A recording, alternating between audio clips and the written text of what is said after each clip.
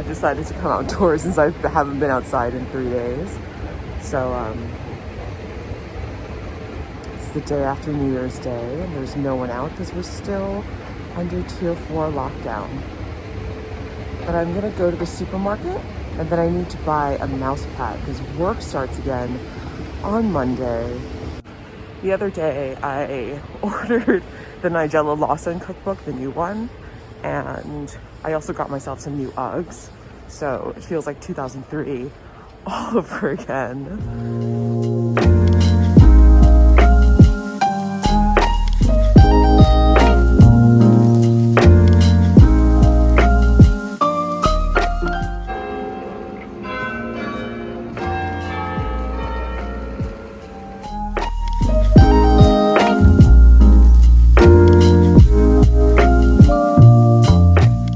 Sometimes I feel like I'm like a squirrel, but I'm just like gathering things and bringing them home with me all the time.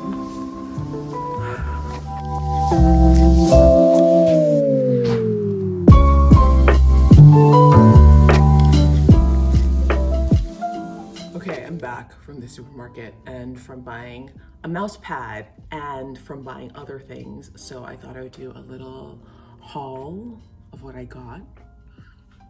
Is this the most boring vlog ever? I can't tell. But I do sometimes feel like a squirrel who like leaves her tree and then just gathers acorns and brings them back and dumps them in the tree. That's how I feel, especially during the lockdown when you don't leave your home for normal things or for leisure, you just leave your home to gather. So I've gone out to gather and now I am back and I'm going to show you what I've gathered. Okay, I don't know if this is going to work. Okay, let's start with this bag. This reusable bag is one of my favorite. I got a few in Hong Kong before I left. They're from City Super. I've never seen this exact style anywhere else. And I know this is so minor and trivial in the big scheme of anything, but a good reusable bag is like the key to reusing it. I find I've so many reusable bags. I guess they became trendy like 10 years ago to give out and to distribute, especially with PR stuff. And what I found is that even if something is reusable, the chances of you reusing it are slim if it's not handy, it's not practical, and for me, if it doesn't like go over your shoulder. So for me, like a key thing about reusable bags is that you'll want to carry it. So this folds up into like a tiny little sack that's attached to it. I don't understand reusable bags that fold up into a tiny sack that is separate from the bag, so you have to like keep track of 2 bags.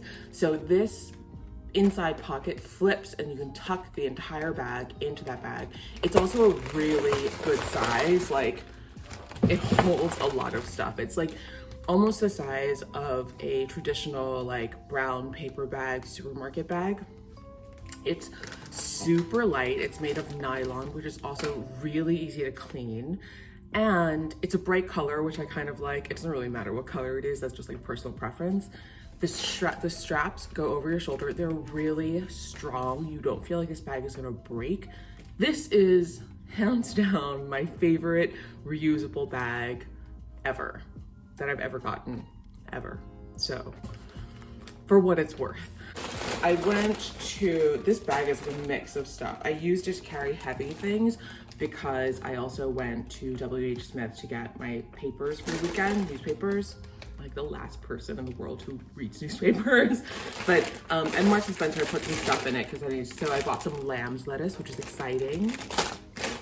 I don't know why it's exciting. I just get excited by new greens. I saw these at Marks & Spencer, so I got a few different flavors. These are Pea and Lentil Chips, and they're high in protein and have low carbs and have like only 0.6 grams of sugar per serving. And they're not fried, they're air popped, and they're crunchy. So if you've watched my videos, you know that the only things I ever crave are crunchy, spicy things. So I got these. I got salt and lime and pepper, and then I got some other flavors that I'll show you in a second. Oh, I also got Pea Shoots. I love Pea Shoots, so I always pick them up when I see them. Receipt. I had to get some dish sponges, so I got those. And these are, oh wait, there's another bag of greens here. These are more pea shoots. I find that pea shoots, you can eat them in salads and raw like this, but I like to throw them into like a stir fry with proteins and stuff. And so they also cook down so small. So you know how if you have like a giant bag of spinach, it cooks down to like this much? Pea shoots, they cook down like that too. So I always get 2 bags, and that way I can get like lots of greens into my diet. Okay, so I am pretty old school. I started my career in newspapers, and I have always loved newspapers. I especially love the British newspaper and media industry because it still produces such great work on a daily basis. And I love the feeling of reading a paper, and I just love the tactileness. I read a lot of stuff online too. I probably have way too much screen time just from like reading news and reading stories online, but there's nothing to me quite like picking up a paper and like going through all the inserts and taking notes and, you know, stuff like that. So I got some of the weekend papers, and I don't really buy these based on anything besides cover value. So I'll look at them and see if I'm interested. Most of the time it's what the features are inside and what like the special magazine inserts are or whatever. So today is Saturday, so a lot of newspapers have a Saturday weekend edition. So I picked up the Sunday Times, and I buy it in the tabloid format. I picked this one up because I liked the features on the cover. I think a lot of the news you get anyway just from watching. I watch television news here in England, and obviously I read like tons of online news, and I have social media, so tons of news on social media. But they have a Sophia Loren feature, which is exciting, a midlife crisis story, which I am always interested in midlife crisis stories, best books to look forward to, best TV in 2021, and a story about fitness. It's in the magazine, so I love new year, new you sort of stories. And I know they've been done to death, but I still love them. I also bought the FT. I love the FT Weekend. The Financial Times is not a paper that traditionally or on a regular basis appeals to me, but I do love their weekend section. They do have really strong features, and I like to see what I think is important about reading the FT on the weekend is for me in my line of work and for the audience that my company appeals to. A lot of them are reading the FT, so it's important for me to be reading what my audience is also reading and knowing what's at, you know, the front of their minds. As you know, I love local news, and I try to support local news as much as possible. So I try to, whenever stores are open and whenever I do go out, I haven't been outside in 3 days, but whenever I do go out, I do try to pick up a copy of the local paper. I also today got the Telegraph Saturday edition, which I love these sort of things. I'm not as crazy about end of year roundups. You know how in December you go on the internet and everything's like best of the year, and like I am less interested in that. I am more interested in what to look forward to. So this has a whole section of the Hot 100, the films, shows, and books to look forward to in 2021. There are some amazing books coming out in the spring and summer of 2021 by some of my favorite authors. And so I'm interested in reading about what people are saying about it, especially critics who may have seen advanced copies or have read galleys ahead of time. Also, because I'm back in England and because the British magazine industry makes some of my favorite magazines in the world, I picked up I picked up 3 magazines, and these are so heavy, and I should not have bought these before I went to the supermarket, but I did because it was just the route that I took. Anyway, here's what I got. I got a copy of ID. Why I was excited about this issue is because it's the legacy issue. So I flipped through it a little bit at the store, and it has a lot of archive stuff in it, which is pretty exciting. And it's important if you work in a creative industry or if you're a content producer who works in media or has like a media platform. And even if I think it's important, even if you do things in multimedia that don't necessarily touch print or touch magazines. One of the most important things I learned from going to fashion school in grad school. I never did anything creative like in my whole life until I did the MA program at Central St. Martin's in fashion. And one of the things I realized when I got there was that unlike a lot of the other students who were doing the MA, I had no visual encyclopedia of anything. I knew that I was good at words and pictures, and I knew that growing up, my mom was not into fashion, my parents were not interested in fashion.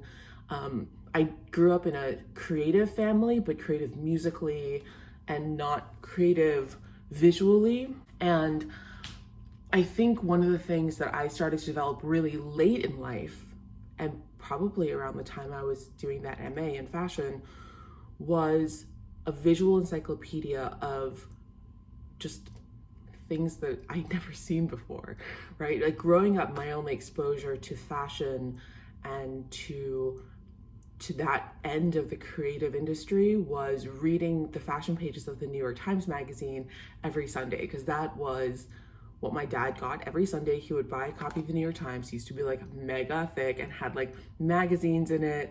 And in the magazine, there would always be a fashion section. Sometimes it was a big section depending on the time of year. And a lot of times it was a very small section. And I do remember as I got older in my teenage years, that section shrunk until it was like maybe sometimes like only 4 to 6 pages every Sunday. And I would be so disappointed. I remember this was way before I knew I was gonna work in fashion.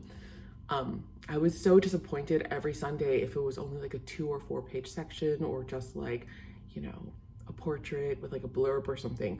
And I remember when I was like a 12 or 13 doing clippings from the New York Times, and no one told me to do this. Like no one told me how to do this. Again, I didn't grow up in like a visually creative family. And I remember clipping out sketches by Claude Montana that were published in the Times, and I would keep them in a notebook. I don't know where that notebook is. I don't know if it exists anymore, or it was like thrown out when my parents moved. But anyway, it's important, I think, if you work in a creative industry, to develop a visual encyclopedia, look at everything, and consume a lot of media with your eyes. Like look with your eyes and absorb that. And the more you see, the more you know what you like and what you don't like, what you believe is good and what you don't want to get involved in. It's such an interesting exercise. Like I think one of the best ways and one of the only ways to know, or to start to know, what the benchmark is for quality, for taste, and for what your taste is to see as much as possible. So I have ID. It's a long story about why I bought ID. Also picked up the winter issue of Pop, which, to be honest, I have not picked up an issue of Pop since probably the early 2000s. So I mostly bought this out of curiosity. I also bought it because this is my first opportunity in a long time to buy. I don't actually know how much it costs. Oh, it's okay. So Pop is £6.50 in the UK. I'm pretty sure Pop is like 25 to 35 US dollars when you buy it in New York. So that's part of the reason why I haven't bought it in so long, is because since 2004 until 2019, I was living in New York, and a lot of these, like, look how thick that is. A lot of these like serious, like biannual or British or European magazines were so expensive to buy in New York that I just stopped buying them. But £6.50. Pretty good deal. And the last magazine I bought at WH Smith is Dazed and Confused. This has always been, I also have not bought a copy of this since about 2004, but this has always been a magazine that I've always felt it was about youth. I do think it's changed a lot since I last bought it. It's very fashion forward, very much about youth, very London-y, and I just wanted to see what was in Dazed this month. Bag number 2. Here's another flavor of this is not the protein packed, popped not fried. I think they're corn cakes or rice cakes, but they were still like relatively low in carbs, so I picked up the jalapeno nacho flavor because I love jalapeno and nacho. And here are more of the Pea and Lentil Chips. They're chipotle flavored. I like a really strong chipotle flavor, so I'm curious to see how strong this flavor is. I got some lady things, some flat leaf parsley, blueberries. Try a different kind of almond milk. I like the innocent almond milk, but they didn't sell it at Marks and Spencer. I bought it at Sainsbury last time and I just had too much stuff to go to Sainsbury. So I got this. I always buy an unsweetened almond milk just because that means it doesn't have sugar in it. I don't need the extra sugar. And if I do want to sweeten it, I can sweeten it with Manuka honey or with agave, which I was just reading about. Apparently agave is not very good for your liver. So I may not get a second bottle of agave when I'm done with this one. I did switch to another one, another sweetener, and this is what I got instead. I was reading a dietitian nutritionist blog and they said that they had personally stopped using agave and they had switched to maple syrup. I don't feel like I want maple syrup in like my yogurt, but who knows, I've never tried it. So I got some organic maple syrup to try. Apparently this does not have that super high level of fructose, which apparently is not that great to consume in large quantities. Not like I consume agave in large quantities. I probably use like maximum of a tablespoon every day. I got some clothes washing detergent, some green onions, a small thing of whole milk, cow milk for my tea. For popcorn, I have been experimenting with spices and oils that I have in my kitchen to make different flavor popcorn. I love popcorn. And of course, I love the traditional movie theater popcorn, both American and UK. In the UK, you can get salty and sweet popcorn mixed together at the movie theater, which is so good. But I love the buttery movie theater popcorn from the States. But what I've been trying to do at home is use a lot of Asian spices and oils. So yesterday I took the Sichuan mala peppercorn oil that I got at the supermarket here, and I popped my popcorn in that oil, and then on top I sprinkled sea salt. I always use Malden sea salt because it's my favorite salt, and then I put Korean red pepper flakes, and it was so good. I do think it would be better with like a little bit of MSG, but I don't have MSG here and I haven't gotten around to buying any. So I might try that. But yeah, I've been playing around with popcorn. Last week I popped popcorn in just vegetable oil and I put a giant heaping tablespoon of lao gan ma, that chili crisp that's in oil. It's like a garlic chili crisp from China. It's in oil, and I put it in when I was popping the popcorn, and that was also so good. I actually think I like that one better than the Sichuan peppercorn Korean red pepper version that I made yesterday. But I'm gonna keep on experimenting, and yeah, that's what I've been doing in my spare time. Also picked up some more de-seeded pomegranates because I love having this with my yogurt and with my oatmeal. And because I've been kind of lazy, I have gone back to my Hong Kong habit of buying Marks and Spencer pre-roasted chicken. I feel like this is easier sometimes to put in salads and also easier for me to portion, and so I don't have to worry about like undercooking my chicken. I will go back to just cooking my own chicken. I just wanted to change things up a little bit because I've eaten so much chicken over the past few days.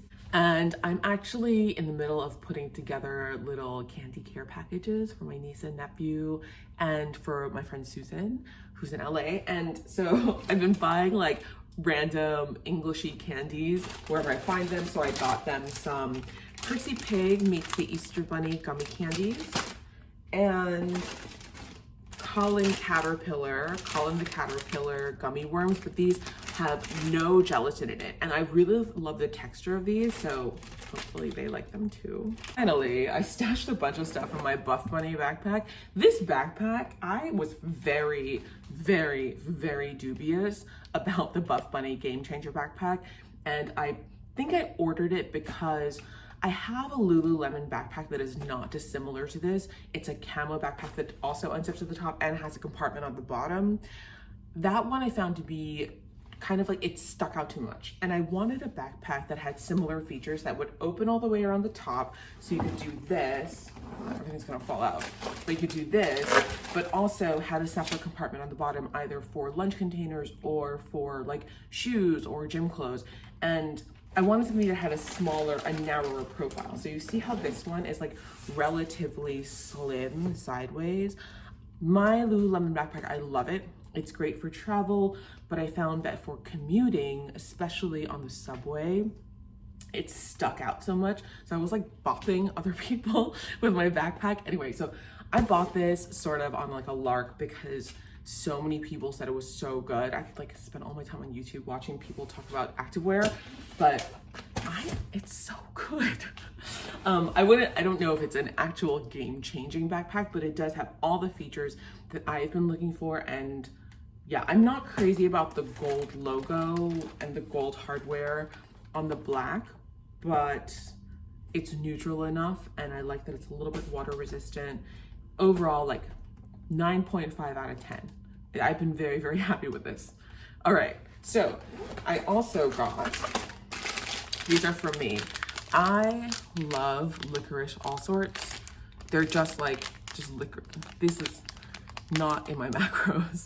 Jelly babies to send abroad. Pillar, these are gelatin-free sour gummy worms. My back just fell on my head. Sour gummy worms. I picked up the latest issue of GQ UK. I don't know why I chose the cover. They have a whole bunch of different covers this month. I don't know why I chose the Piers Morgan cover. I didn't really recognize the people on the other covers, but what I thought is that it's actually really rare now to get a monthly fashion magazine cover that has Piers Morgan on it. So I thought I bought it for the novelty. These are called British Jazz apples, and the description, all of them sort of have tasting notes on the shelf, and the tasting note says that these are unbelievably sweet and juicy, and so I really wanted to try them. I'll let you know how they are. What I love about shopping at Marks & Spencer, especially because all the essential stores are open and all the non-essential stores are currently closed in this lockdown, is that Marks & Spencer has an entire floor of apparel and other things that like I generally do need, but you can't get anywhere else now because everything else is closed down. But because it's part department store, part supermarket, part of the department store is still open. The part that you have to walk by to get to the supermarket, the other floors are closed. So what they've done is really smart. They've moved a bunch of the essential things from the other floors that they know people will want and need to buy down to the ground floor so you can buy them on your way to supermarket shopping. So this includes things like gloves and hats and like basic things like underwear and stuff like that. I moved to the UK with hardly any like cold weather stuff, and so I hadn't worn black tights in like a year and a half because in Hong Kong it never really gets that cold.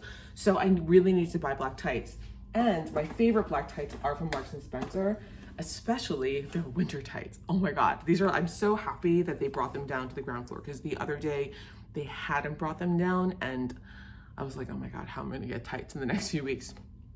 So I bought 3 different kinds of 3 different opacities, but also with different features. And so here's the most normal kind that I got. So these are the 80 denier super soft opaque tights. So they are very, very soft. I find that Marks & Spencer's tights, they generally, I have never, knock on Formica, but I have never gotten a run in them before. They're so durable. I put them in the washing machine in like one of those like delicate wash bags, but still. So I only need 2 pairs because you can just wash them really easily. They're 80 denier, so it means they're really opaque, and they are extremely, extremely soft, like so soft. And then I got these, which are extra warm. These are 180 denier, so they're super opaque and they're thicker, and they're on the inside of these, and it's hard to explain because they're not a leggings fabric at all. They are definitely a tights fabric on the outside, but on the inside, it's almost like the Lululemon Aligns, like they're brushed on the inside. So they're described as heat gen technology, which is similar to that like Uniqlo heat tech stuff, but this is much softer than the Uniqlo stuff. and they're brushed inside for warmth, and they're super soft and cozy, and I think that that is a correct description. I'm putting them on my cheek. That's how soft they are. They are the softest tights I've ever felt, and I've had these before and they always sell out so fast. I'm so excited that I got a pair. Of course, no one's going outside right now. That's how I got a pair. Anyway, extra warmth. And the warmest pair of tights that I got, and that package is already opened up, but they are velour lined. So these are tights, but they are the most leggings-like of all the tights, but they're still definitely tight. So they're not like leggings. They're, if you can imagine, I've never seen these types of leggings in the US before. The closest that I've ever come to getting tights like this in the US is years and years ago. I want to say like 10 years ago. DKNY, for a very limited time, like maybe 3 or 4 years, they sold fleece, micro fleece lined tights. I was obsessed with them. They were so expensive, but they lasted forever. You could wash them and they were so warm, but they were definitely tights and not leggings. These are the most similar to those that I've ever found. They're a lot thicker than the DKNY tights, but they are a very thick black tights fabric lined with velour. Because work starts again on Monday, I'm like trying not to think about it too much, but after, yeah, I saw someone tweet the other day that it's like this Sunday is like Sunday scaries before an entire year. I'm trying not to think about it too much, but I am getting prepped because I am in a new environment. I have a new desk and / home office setup, and so I got myself one of these wrist guards because I have one of those Iconix mechanical keyboards that I love, but it is a little bit higher and I do find it a little bit uncomfortable to type on if I don't have a wrist rest. The table that I'm currently using is white, so I feel like it doesn't always work that well with an optical mouse. I prefer using a separate mouse and not a trackpad when I'm not using a laptop. So my setup is a monitor, my laptop, the Iconix keyboard, an optical mouse, and then I have that wrist rest, and then I got a mouse pad. I feel like mouse pads are a thing that like no one buys anymore because no one uses mice anymore. I don't really know, but when I went to the stationery store here, they only had 2. And one was bright blue, and I just didn't want a bright blue mouse pad, and one was black, but apparently the black one works for optical mice because it says optical mouse pad. Plus, it's antimicrobial. Anyway, that is my very exciting or non-exciting squirrel excursion haul for today. I am actually procrastinating because I do have something that I'm meant to be working on now, but it's Saturday. I'm so torn in between this feeling of it's my last 2 days off before work starts again and getting myself set up for success, because that also feels a little bit like work, but I do think it is the right idea to find a balance in between those two things in the 2 days leading up to jumping back into it for 2021. Thank you so much for watching. Please like and subscribe if you haven't already, and I hope you're gearing up and getting ready, and I hope you have a safe and healthy new year, and let's go get it in 2021.